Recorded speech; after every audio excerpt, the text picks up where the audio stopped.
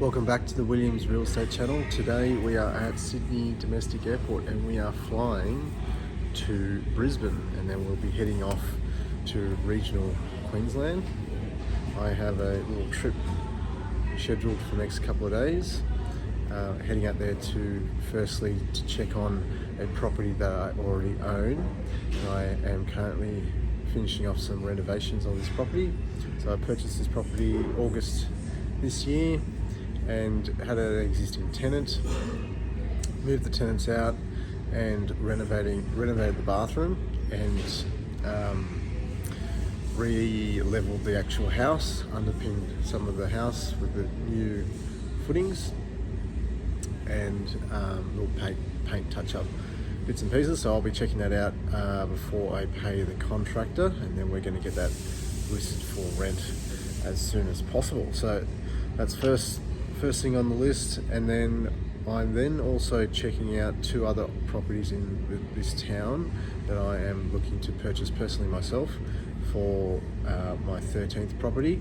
So two options I'm narrowed down to, both good options, gone big blocks of land, 800-900 square meters each of them.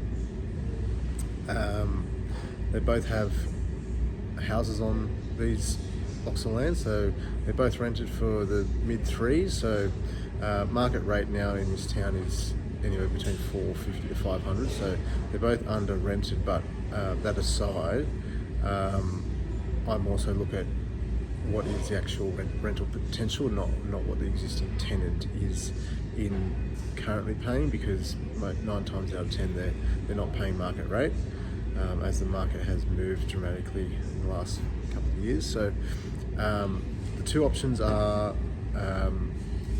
one property is pretty much in pretty good nick, doesn't need any work. The other one is probably just needs a new bathroom. Everything else is pretty good.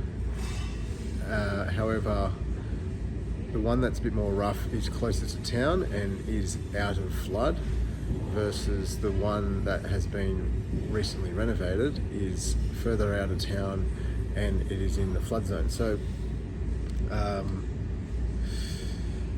two different options. I'm leaning towards the property that is closer to town that is out of flood.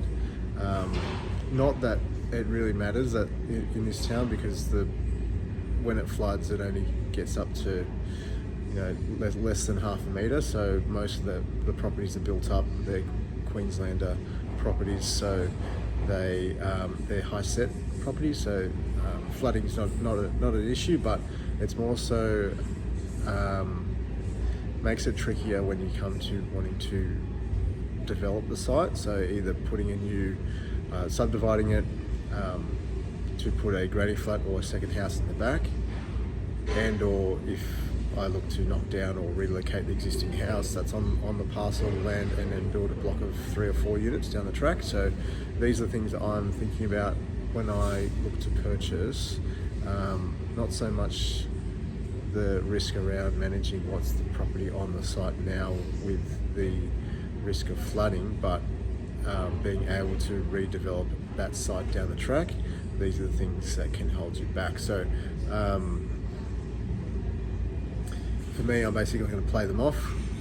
The property that's in flood, they're willing to obviously take a cheap price, so I'm going to try and get the one that I want to match the price of the cheaper property and close it out. They've already sent me the contract, but I'm yet to sign, so we'll check them both out over the next couple of days and go from there. So, and then I've also got another property in town which I've actually never seen. I bought sight unseen, so I'll check that out as well, and then have a meeting with the property managers in town, because now I own, or will be owning 3 in the town, so I want to get a good rate to manage the properties moving forward. So I've currently got a property manager looking after 2, and then I'm going to be adding a 3rd, so I'm going to get the best rate in town to manage them moving forward.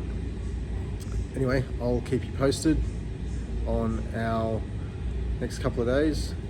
Need any help, reach out. Cheers.